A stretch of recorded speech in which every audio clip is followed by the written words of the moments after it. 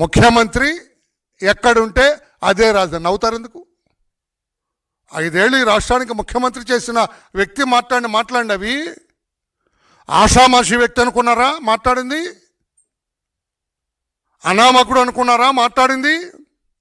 చదువు సంఖ్యలు లేనివాడు అనుకున్నారా మీరు మాట్లాడింది? విజ్ఞానం లేనివాడు అనుకున్నారా మీరు మాట్లాడింది? రాజకీయ నేపథ్యం లేనివాడు అనుకున్నారా మీరు మాట్లాడింది?